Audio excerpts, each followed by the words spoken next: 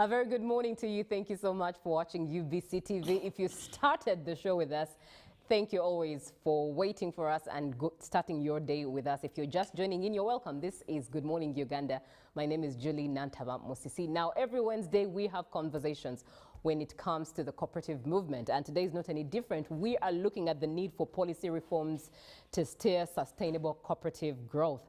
And in studio with me to do that is CPA Ivan Asiimwe, the General Secretary of Uganda Cooperative Alliance, and Miss Jacqueline Zawedde, who is the Communications and Marketing Manager at the Uganda Cooperative Alliance. Now, the number for you is 0709-602-592 to be a part of the conversation. Good morning, Ivan.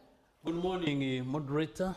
Pleasure being here, and good morning all our viewers and cooperators outside there. Right. Good morning, Jacqueline. Good morning, Julie. The other time you said that we are starting to co-host slowly by slowly. Yes, so yes. I think I'm now also a co-host. You are. We're all co-hosts. We are co-hosting this show every Wednesday to talk about the gospel of the cooperative movement in Uganda. And I'll start with you, Ivan. Why is it important to have reforms in place at such a time as this for the cooperative society? Thank you so much, Julie. Once again, cooperators and all our viewers outside there, good morning. This is a very wonderful morning. We are really very happy, and we want to thank the Almighty God first for enabling us to come here to share and discuss issues regarding socio-economic transformation of this country. And as usual, I want to begin by appreciating UBC, the board and management and the government in general, because this is owned by government.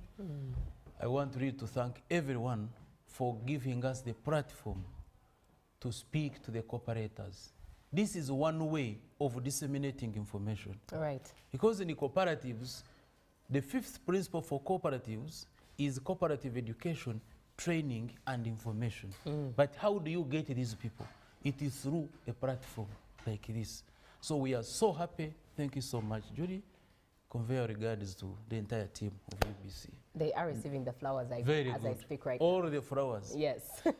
Now, policy reforms. You know, Julie, currently we have over 46,000 registered cooperatives in the country. Right. Those are so many. It's a very big number. And all of these cooperatives cut across. Talk about agriculture. You hear about Banyankole, Bugisu, Wamara, Sebeye, East Mengo, West Mengo, West Acholi, all of those are agricultural cooperatives. They are unions. Then you talk about area cooperative enterprises, the Bukawa, there are so many. Talk about SACCOs, savings and credit cooperative organizations. I need to specify this because sometimes when you tell people, they say, no, cooperatives are not there. We only see SACCOs. A SACCO is a cooperative. A SACCO is a savings and credit cooperative organization. It's a cooperative that provides financial services to its members. Then we have energy cooperatives, health cooperatives, transport cooperatives, tourism, name them. There are so many to the tune of even PDM, Myoga, all those are cooperatives, to the tune of 46,000. And they are serving approximately 18 million people. Don't you see we have a biggest constituency in this country? Now, what is the implication? It means that these 18 million people, for them to deliver well, there is a need for policy reforms. So that they are supported. There is an enabling environment for them to operate. Take an example. One is taxation. Now, what we would want to see are tax policies that are really good for the cooperatives to operate. The challenge we have seen, Jackie, we have seen here, Julie, is the fact that most people, including the policymakers and the taxman, they do not differentiate between a cooperative, a company, and an association. And for that matter, you find that policies, especially tax policies, that are applied for companies are the same policies that they apply to cooperatives. This is why I want to appreciate His Excellency the President. You know what? On the 30th of December 2015, we had issues of taxation of SACCOs. You know, most SACCOs had been closed by URA. Most of the accounts had been frozen in banks because of tax arrears. And what a taxman would do, he would come to a SACCO, for example. By then, I was a general manager of a SACCO. In fact, I had just left, but even then, when I was still a general manager, we had the same problems. So a taxman would come to a SACCO, then he says, are you compliant? And of course, these are SACCOs, they have just started. Take an example like now PDM. They have just started. Now, this is a manager who has been employed. He has not been trained in anything to do with taxation. Now, for him, he sits comfortably, knowing that everything is okay. So the tax, after like 5 or 10 years, the taxman would come and say, have you been paying taxes? Now, they start computing backwards, and you find a SACCO with almost an asset base of 10 million, has a tax liability of around 50 million. Now what do? You close down and go. Right. So in other words, the taxman was closing SACCOs until we went to His Excellency the President and brought this matter before him and said, Your Excellency, you have the passion, you have the love for cooperatives, you love this country. We have this challenge. What do we do? But I want to thank him. Immediately he ordered, and we got a letter. The letter was saying, government has decided to waive off all tax arrears on SACCOs, which is a very big credit. So that one requires a policy shift. In 2017, we had still issues because the other waiver was lapsing in December 2015. So January 2016, we are supposed to continue paying. So we engaged His Excellency and the Parliament of Uganda. And I want to thank the Parliament that finally agreed with the government that let us put tax exemption on SACCOs. Why are we saying this? Julie, a SACCO is a cooperative. And a cooperative is defined as an association, an autonomous association of persons united voluntarily to meet their socio-economic, cultural needs and aspirations through a jointly owned and democratically controlled enterprise. It is member-owned, member-used, member-controlled, and benefiting members. That one beats the legal entity concept in accounting. I'm an accountant. Because this is a SACCO, assuming this is our SACCO, Julie. Right. Where do we generate money as a SACCO? From its members. You get me? Unlike a company, like a banker goes to Chisoro and puts a branch there, the public in Chisoro are not the shareholders. This is the public, third parties. But a SACCO generates revenue from its own membership, not outsiders. Now, the problem now URA would do was now, which is double taxation. You now, when the SACCO has made the surplus at the end of the year, then they would say, pay 30% corporation tax. Who bears the burden? Me, the owner, the member. Not the company, because the company has generated profits from Chisoro, and the people of Chisoro are not shareholders of that company. Right. But the SACCO is generating revenue from its own shareholders. Then you tax it 30%. They would even move on to charge again 15% withholding tax on dividends. So you are taxing the same person.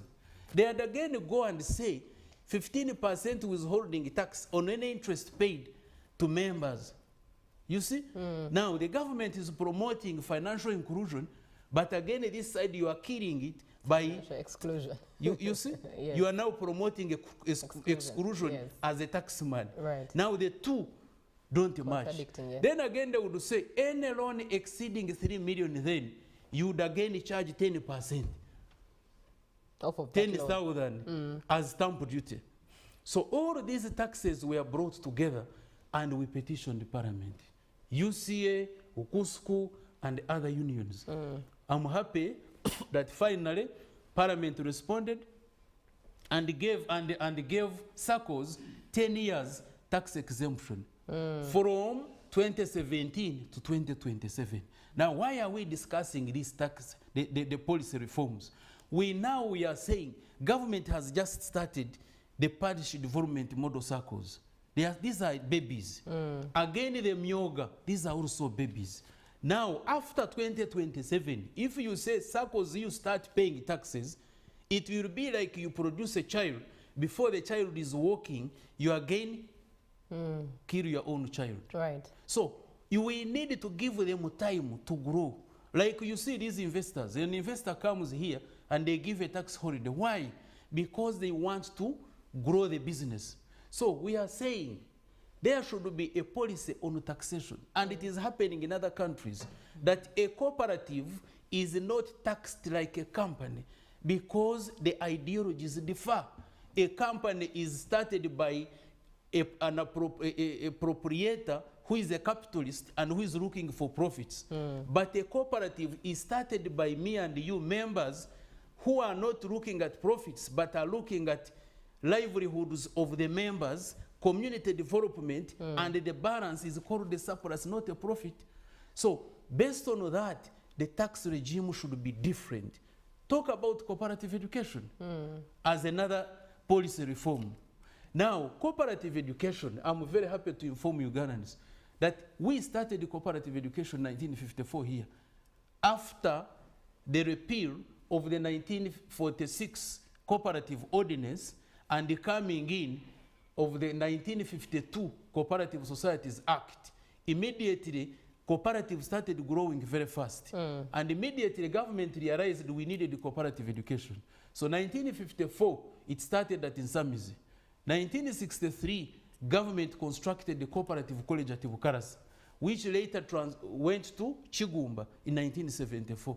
Now, by then in 1960s and the early 70s, Julie, it was a policy that every person who works with the cooperatives must undergo a cooperative course in Chigumba. Why? You need to understand the cooperatives. Do you know that today you can go to a SACCO, you find the staff of a SACCO who cannot define a cooperative? He's a staff, he's a manager, paid a lot of money. But just put him aside and ask, what is a SACCO? The man doesn't know. For them, they just think a SACCO is this. So we have a problem. So what are we telling government? That if we are to have very strong cooperatives that are providing services to members, we need to emphasize cooperative education. Do you know it is embedded in the law already? Section 54 of the Cooperative Societies Act, this book, is very clear, and it says that at the end of every year, each registered cooperative society shall provide 1% of its net surplus towards cooperative education. The same is emphasized in international cooperative principles. Principle number 5 emphasizes cooperative education, training, and information. So what is the implication? The implication is that we need a policy on cooperative education so that you empower members, you empower leaders, you empower management staff, you empower the public, and that is why you find some SACCOs today are collapsing. Members don't know their rights. Members think that a SACCO is for a manager, a SACCO is for the board.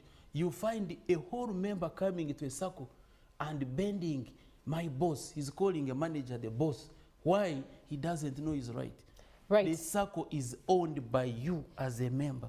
But we can only do this if there is cooperative education. Yes. Very profound as that. Now, I know there's more reforms and I would love to hear more of them. But let me first head to Jacqueline. How do the reforms help in the development of cooperatives? Thank you so much, Julie. I love the way our GS speaks with a lot of passion when it comes to cooperatives, He surely because he truly believes in the notion of cooperatives, just like anybody else should. And you see, when he talks about the cooperative education, these are some of the things that we want to see, the reforms in policies and regulations come to actually support. Because, like he has ably said it, when it comes to compliance of some of these cooperatives, they do not know, they are not compliant. Go into their books of accounts, go into their audited books. They are not there, and yet they are member owned. So a cooperative will go and call maybe an AGM, and then they do not have any audited accounts. But when these reforms come into place, the cooperatives will know that we have to be compliant. That for us to be able to move our circle, we need to be very compliant. Talk about industrialization. Now, this is when you go into the goals and the theme of our NDP for this year, 2025. You will know that one of its actually activities that they want to enforce is industrialization. So now when you put these reforms, when you put regulations and policies, you will know that our cooperatives are now going to start industrializing. When you go to these different cooperatives, for example, Ankole Cooperative Union, these people are doing dairy, you know, they are industrializing. They are doing dairy, industrializing in dairies. And they are really doing a very good job in terms of industrialization. When you come to cooperatives that are into coffee hulling, they have put up assets. I'm telling you, Julie, cooperatives are very rich. They have assets out there. But if we now put policies where now they are going to turn this into not merely subsistence living, but industrializing, so that they are able to even access markets at a fair price, so that they are able to export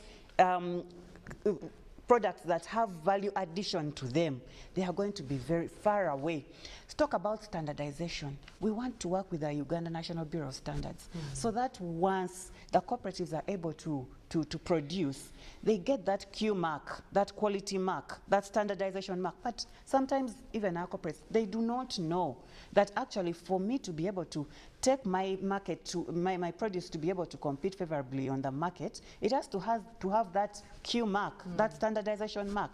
So now we want to work with the Uganda National Bureau of Standards, whereby we bring our cooperatives together, we build their capacities, but it has to start from the policy itself, that before you market your produce, it has to have that Q mark. When you talk about promotion of inclusivity and sustainability, there are very many policies that are out there that are looking at inclusivity. For example, that women have to be on the management and governance of cooperatives, but sometimes we do not see them because we don't have policies that have been enforced. There is no inclusivity at all. I tell you an example of the Sebe Union. It's just of recent that after they did the capacity building, we partnered with Agritera, who went down there and they did capacity building of the Sebe Cooperative Union. They told, you know, for them they had policies that for a woman to be on the board, first of all, they had to have education that is up to O level. You know, I told you that for women, it is very hard down there in the communities to attain that education because of the things that we suffer. Right. Every month we have our problems as women that leave us, leave us not able to now go to school to compete favorably with the men. And yet these people had put up policies that for you to be able to be on the board of Sebe Union, you have to be O-level graduate and above. On top of that, you have to be able to, to channel your produce and market and products through our union. The women are out there, they are waking up to do domestic work. They are not able to compete on the market. So there had to be a training by Agritera, and they told them that you have to change your policies. You have to change your policies that at least 20% of your governance should be composed of women. And I'm glad to say that right now, those people are out there, they're having chairpersons who are women, and there's a lot of inclusivity. So if we do not enforce these policies and regulations, then we shall not see even the youth themselves, people who are living with disabilities. Talk about market access. This one I've already talked about. Talk about the governance itself, the governance and management of circles. We are seeing corruption in those circles. We are seeing embezzlement of money. There are those financial, vices that people have to now look out for and say, no, there has to be a policy. If the person is a manager of a cooperative, does he have all this exclusive power to manage it? Don't we have a say in all this? Where is the AGM? Some cooperatives are out there, but they last held AGMs maybe 5 years ago, okay? Because there are no policies that are governing them. But when there is a reform of policies, we shall see that some of these things are going to change and we are going to have a better Uganda. Right, thank you very much. We are talking about the need for policy reforms to steer sustainable cooperative growth in Uganda. And in studio is Miss Jacqueline Zawedde, who is the Communications and Marketing Manager at the Uganda Cooperative Alliance, as well as CPA Ivan Asiimwe, who is the General Secretary of the Uganda Cooperative Alliance. Coming to you, Ivan. With all these policies, Uganda, it's said that Uganda is known for having the most beautiful policies on paper, but rarely implemented or never implemented. Now, policy implementation versus the policies we have right now, which of the two do you think is the challenge to the cooperative movement? Thank you so much. You see, like you are saying, Uganda is known for having very good policies, but implementation is a problem. But the biggest challenge in the cooperatives, it is a reverse. Okay. Why? Many Ugandans don't understand the cooperatives. That is how I can mention it. Many people you see here talking about cooperatives, they do not understand the cooperative model. They just talk, but sit him down. That's why it is a very big problem. Like now I've mentioned the taxation. When you explain to a taxman, he really understand.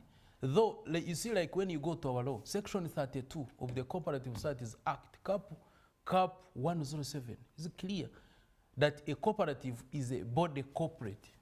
Body corporate, yes, even a company is a body corporate, but the principles and values differ. The definition is differ. Now, that one has an implication on taxation, because you need to understand what you are taxing. That is a biggest policy that is needed. So that policy is not there. And we are saying, let it be there.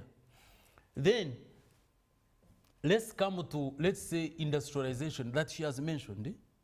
Now, when you go to other countries like in Europe, it's a policy that these smallholder farmers must produce, aggregate, add value, and collectively market through their groups or cooperatives. Now, but you come here, you find Julie, a farmer is being exploited to 100%, and everybody is quiet like nothing is happening. You can imagine, you remember the other time when we talked about milk. Now you find a farmer, dairy farmer, he's getting like 500 shillings per liter of milk. But someone who just takes his milk, puts it in a kavera, just kavera, and brands it, and is selling it at 4,000 shillings. So who is making more money? So the policy would be, like I saw in Italy, the policy would be all smallholder farmers must work through their cooperatives, so that you don't produce and supply alone. You go through the chain. Now that one helps the government, one, to formalize businesses, because we have so many informal businesses. So how do you formalize them?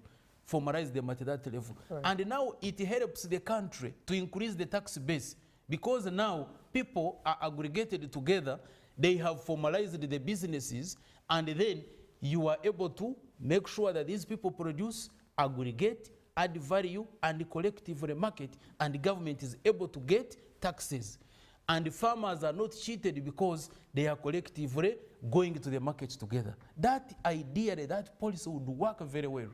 Talk about government programs. This government has really supported Ugandans through various programs. Yes. PDM is there. Emyoga.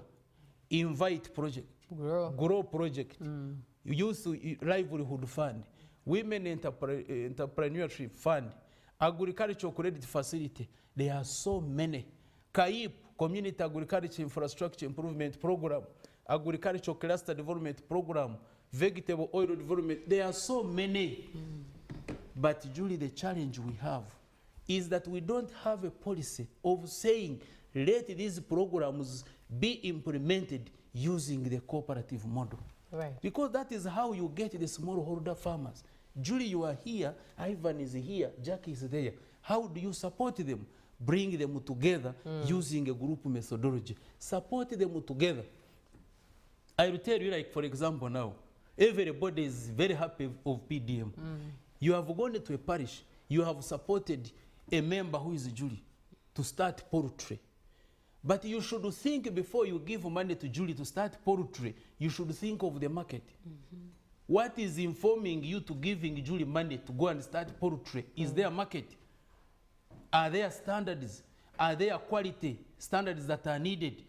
Are you going to provide extension services? Are you going to add value to Julie's products? And all of that can be done through the cooperative model. That is a policy that we are looking at so that people can really chase away poverty. You know, Uganda is a country gifted by nature, the Pearl of Africa, but unfortunately with the poor people. Why? The policies are not really tailored to supporting the local content. Now, we continue, there are so many policies that we need to look at so that we can really transform our people. Now, another policy, talk about asset disposal. I don't know whether you have heard this. So many cooperatives are losing their assets, including UCA. Most of our assets were illegally transferred and sold. Unions are losing a lot of assets, buildings, land, and everything. How? Scrupulous leaders and managers. They just make their own cocoon, and you hear they have sold the building, they have sold the land. The members are not aware. There should be a clear policy that nobody should sell the assets of a cooperative society without the approval of the annual general meeting and also approval of the registrar of cooperatives, so that they protect the property of these cooperatives. Many unions have lost properties, Julie, because the policy is weak. It is not there. So those are certain things. Go to accountants. For example, I talked about cooperative education. You find a whole accountant. I'm employed in a cooperative union, for example, Banyankole Kweterana, but look at how I prepare accounts. Do you know they prepare accounts as if, you know, in accounting we study company accounts. Right. International Financial Reporting Standards, International Public Sector Accounting. But we do not study cooperatives. There is no clear standard on reporting in cooperatives. Now you go there, down there, in a cooperative union, and you find they are reporting sales less cost of sales equals gross profit. A cooperative union does not buy and sell.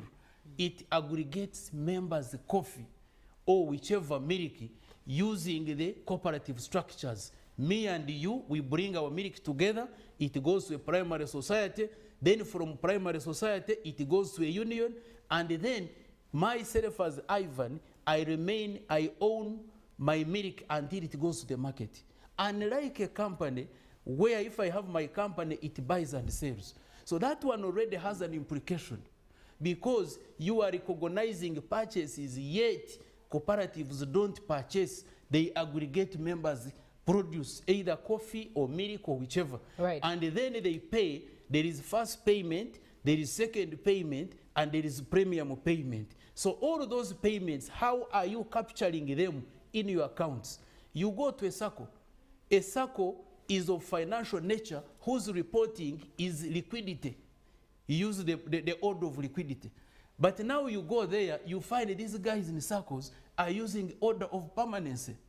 So there is a lot that is needed. That one now takes us back to cooperative education, training, and information. So a lot is needed, Julie, in order for this country to grow cooperatives very well. A lot of policies.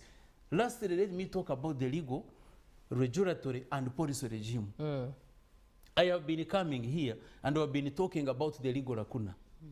Now, in 2003, Bank of Uganda amended the MDI Act to allow regulation and supervision of bigger SACCOs.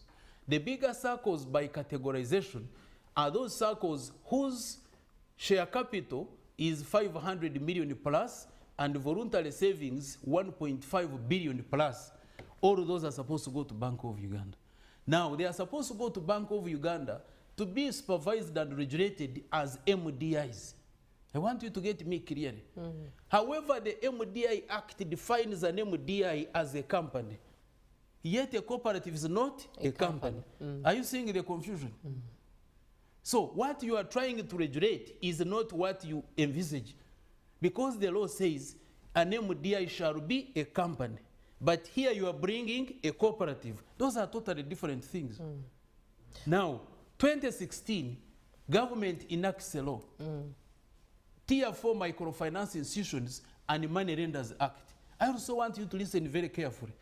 Now, under this act, there is a section that says that you cannot call yourself a SACCO unless you have a license from Uganda Microfinance Regulatory Authority. I want you to listen to the confusion. Now, a SACCO is registered at birth. The moment me and you and Jackie, 30 people, come together, immediately the name shall be, let's say, UBC SACCO, Savings and Credit Cooperative Organization. But the law says you cannot call yourself a SACCO unless you have a license. So it's like you are saying you cannot be born unless you are baptized. Is it possible? No. Have you gotten that analogy? No. That I you get the cannot analogy, be but born yes. unless you are baptized. Yes. In other words, you can't be baptized unless you're born. So Can you now, imagine? yes, You can't be baptized unless you are born. So that one is a confusion already. Right, yes. Then, 2020, government amends the Cooperative Societies Act. For it was Cap 112 giving birth to Cap 107. And it says, all SACCOs now, by the way, you come back to the Registrar of Cooperatives. So ideally, we now have 3 laws and 3 regulators. Bank of Uganda, Uganda Microfinance Regulatory Authority, and the Registrar of Cooperatives. Regulating one subject matter, which is SACCO. That is confusion. But different. All these regulators have cost implications. And you find one regulator is saying, by the way, I can liquidate you. Before you know it, all the other regulator says, by the way, I have power, I can regulate you. So among the two, who liquidates you, who regulates you, who does what? Right. So all that confusion, we are saying, no, let there be a policy of saying, let all SACCOs be regulated, supervised under one room, the way it is in Kenya. That's why Kenya has moved very fast. Right. Now, Cooperative Bank, you know we have started the Cooperative Bank. Do you know what happened in Kenya in 1966? In Kenya, when they started their Cooperative Bank, government came up with a policy and directed all cooperatives to buy shares and deposit in the Cooperative Bank of Kenya. Right. That is how it was able to grow very fast. Now here, the same can happen. The government can come up with a policy and say, now that the cooperators have started their bank, a policy should be all cooperatives buy shares and deposit in the Cooperative Bank. Right. Thank Now, the question I will have for you, and that will be after Jackie, but please take note of it, Ivan, is are you at the table when all these policies are being made? Because how far did we come to this confusion? But let me come to you, Jackie, with the quagmire that Ivan has painted is at play. What next? What should we expect from duty bearers? Thank you. You see, Julie, we have said this, and this conversation has been going on over and over on different platforms. We've gone to TV now, like we are here. We've gone to, we've held symposiums, we've held conferences, forums, very many places that we've gone with this conversation. But now it comes down to the policy now. How do we reform it? What are the channels that we use? How do we do it? You know, we were tasked, we have a general, you know, a board, an AGM, where we always have to report to. And we are tasked that you go and do research about these policies. You go and see what is that the cooperatives need support in terms of enforcing these policies. And then we went back there and we did our research. We had partners stakeholders that we were moving around with and onto these platforms. Now we want to come back to take stock of how far we have gone. We want to come up with a position paper, yeah? Now, on the 23rd of September, which is next month, we are holding a national conference for cooperatives, where we are going to bring all cooperators together. And our theme is driving inclusive and sustainable livelihoods. Now, you see, we drive that theme, we derive it from the International Day of Cooperatives theme, but also we want to touch on to the NDP and the budget. The NDP talks about you know, the household livelihoods. Yes. There's a portion of, you know, that inclusivity, there's the portion of industrialization. So now we want to bring them all together. And as much as we say that now our baby, which is the cooperative bank, is going to be launched on that day, because now we have already, you know, mobilized and so on. But we also want to look at different topics. And among these is now the reform for policies, the regulation and policy reform. And now we want to go back and say, we have done our part. We have done the, you know, the background, you know, kind of mobilizing and so on. So now there's a position paper that we want to write, and then we take it before our duty bearers, the parliamentarians, the state house itself, the cabinet, and we want to say now, these are the issues that we are facing. Cooperative education is lacking. We want to you know, you want to look at examples like Tanzania, like South Africa, like Kenya, where the cooperative education has already set off and it is flying. And yet for us, we are lagging behind. We are talking of an East African kind of community. But Uganda is always being left out because the policies are not favoring us. So we want to write that position letter, that position paper. And then, you see, we always have consecutive days. The national conference comes first, and then the following day is the AGM.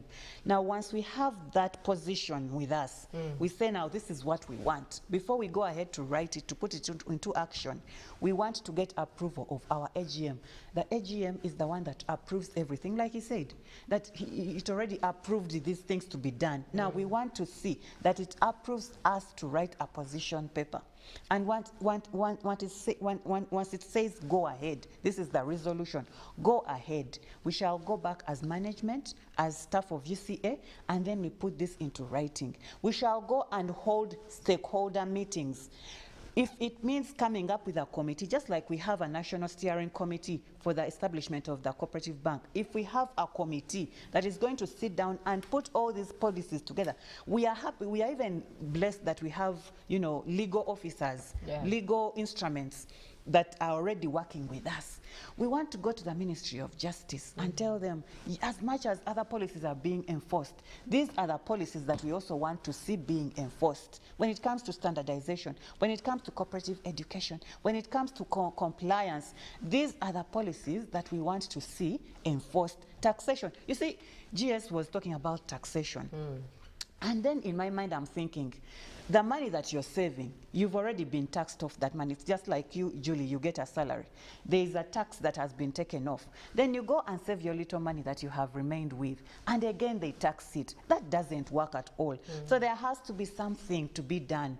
We want to go and see how we now skill our people. There's a cooperative, the teachers union.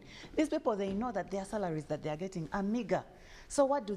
They want to go and even put more skills, to add on skills. You know, they go into retreats whereby they start now and they get knowledge of how to do baskets, how to weave baskets, how to do. There's a person I know who has brought people together into environment management.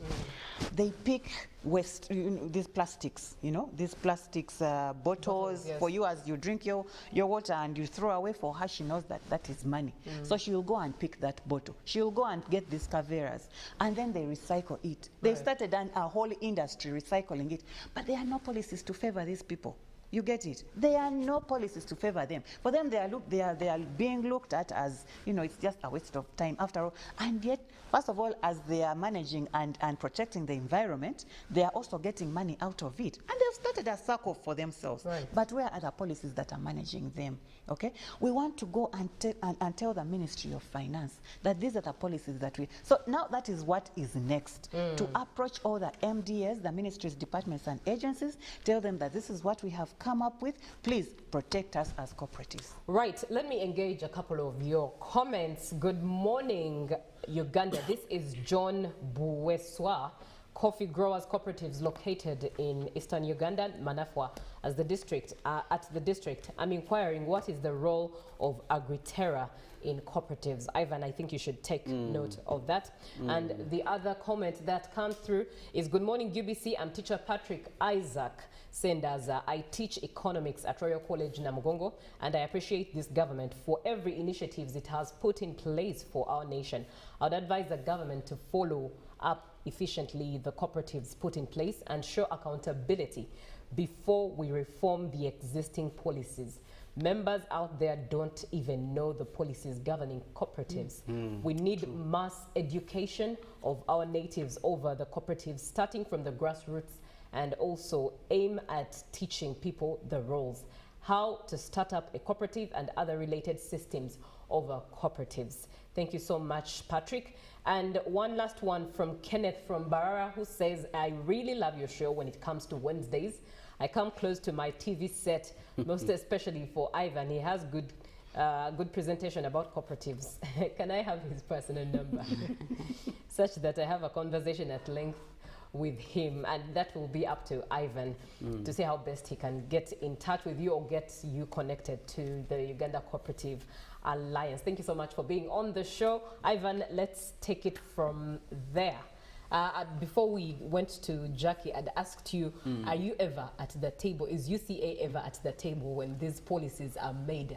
How did we get into this whole quagmire of having 3 regulators or more? Thank you so much, Julie. The answer is very clear.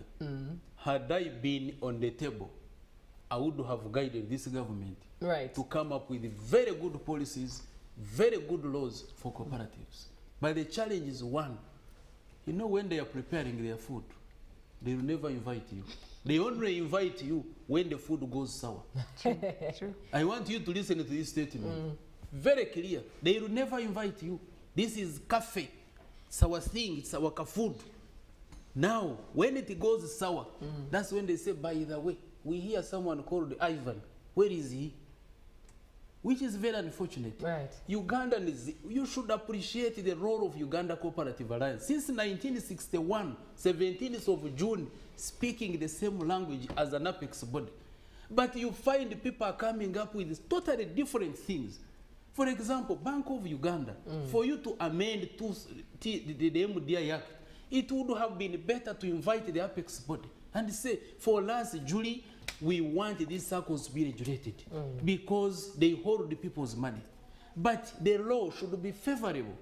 So you invite us on the table and we discuss. I will tell you, when they were in the process of enacting Tier 4, 2016, they invited UCA. I was there myself. So during the discussion, I told them, you people, what you are coming up with will not work. Listen to us and we advise you. They said, I remember one of the consultants told me that, Ivan, we shall proceed with the law whether UCA is there or not.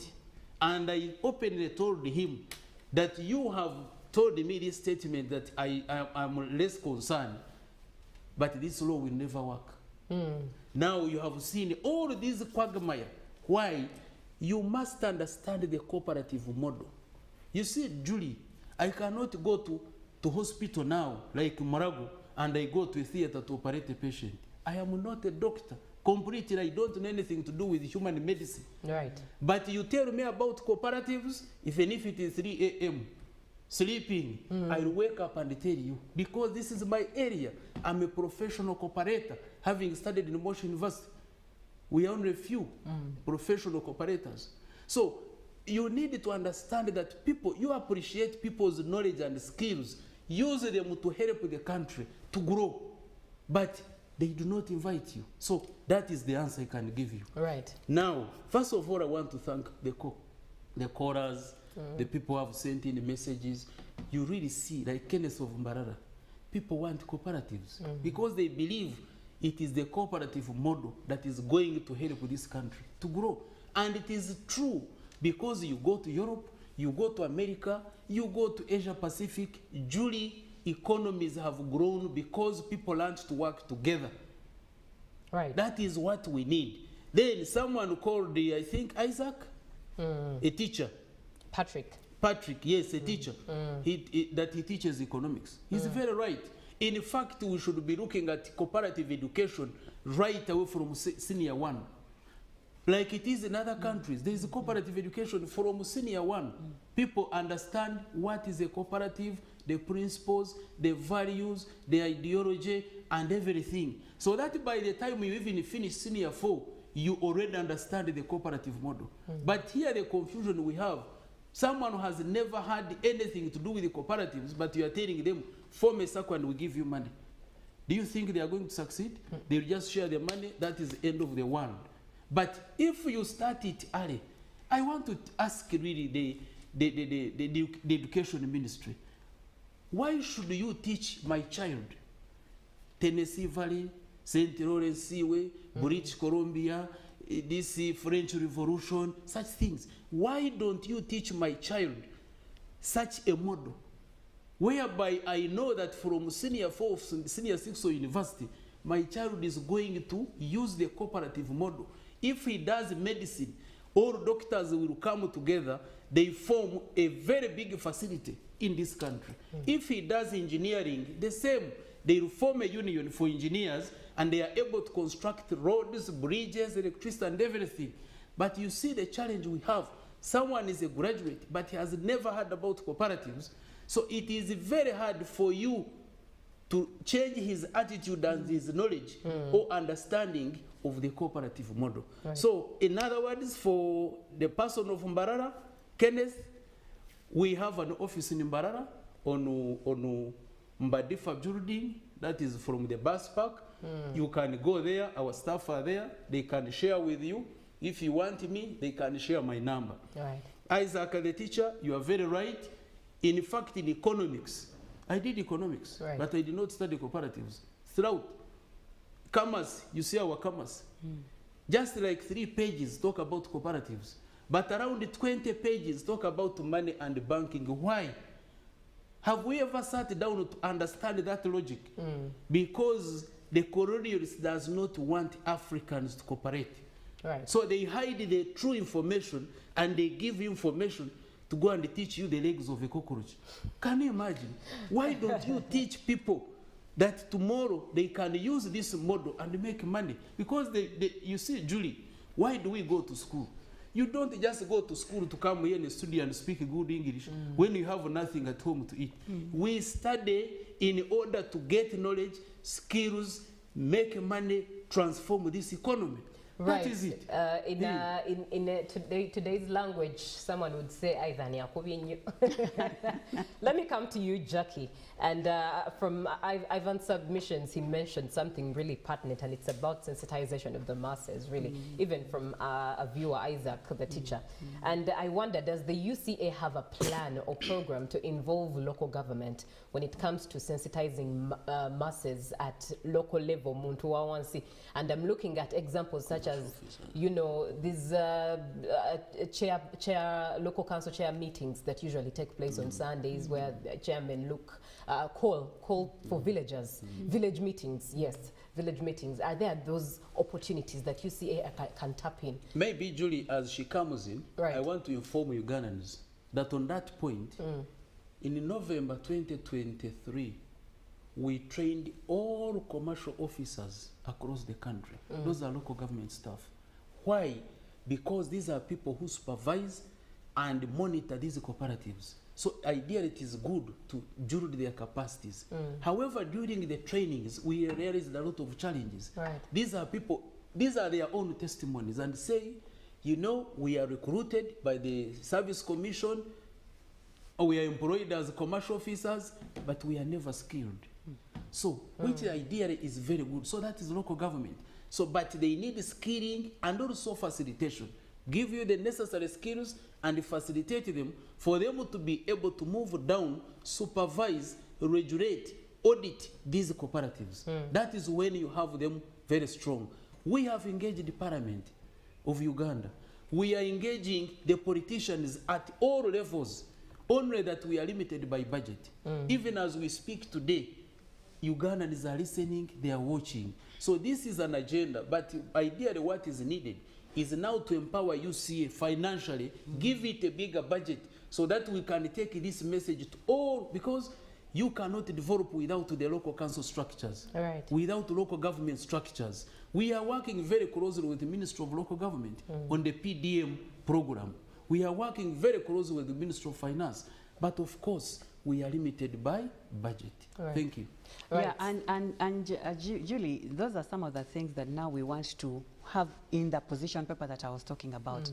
But also, when you look at the Ministry of Information and National Guidance, we want to work closely with them, because these are the people who will grant us free air where these issues will come, even down in the communities.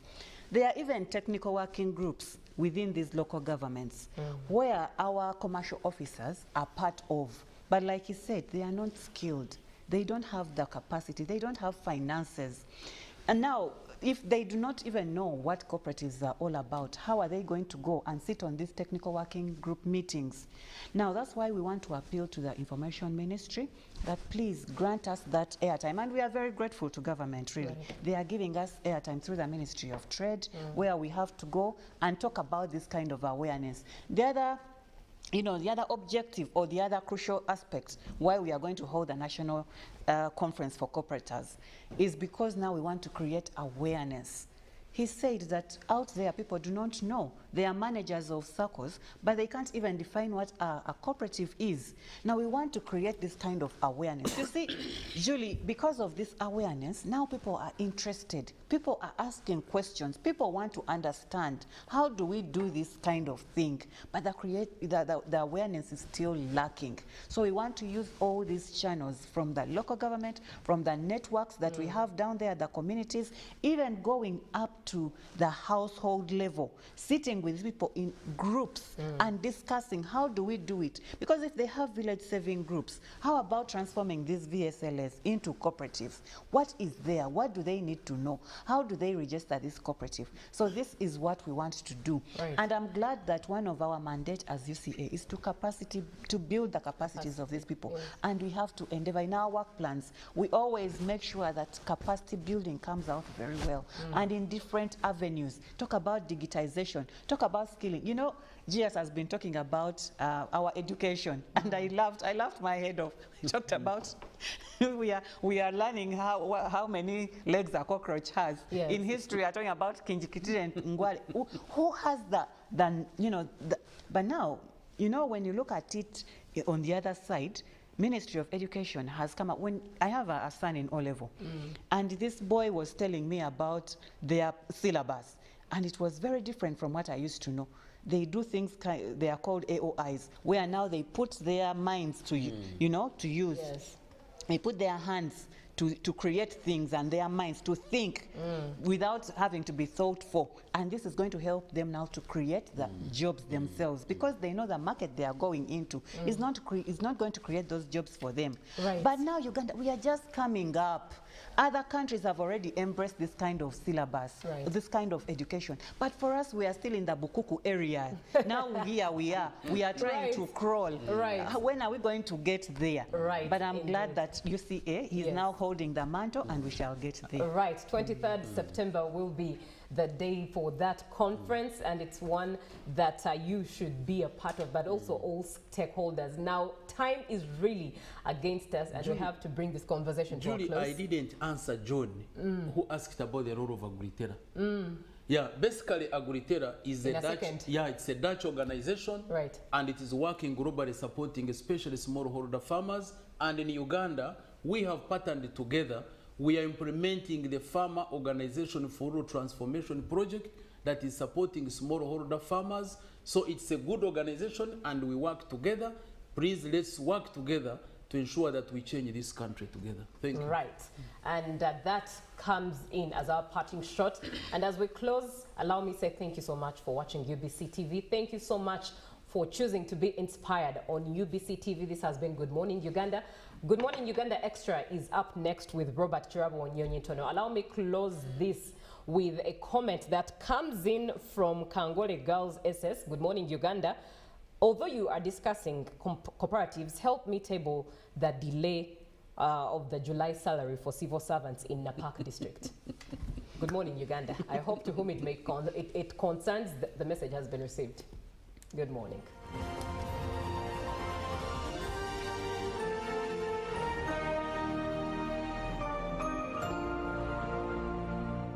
Live from UBC Studios in Kampala, this is Good Morning Uganda.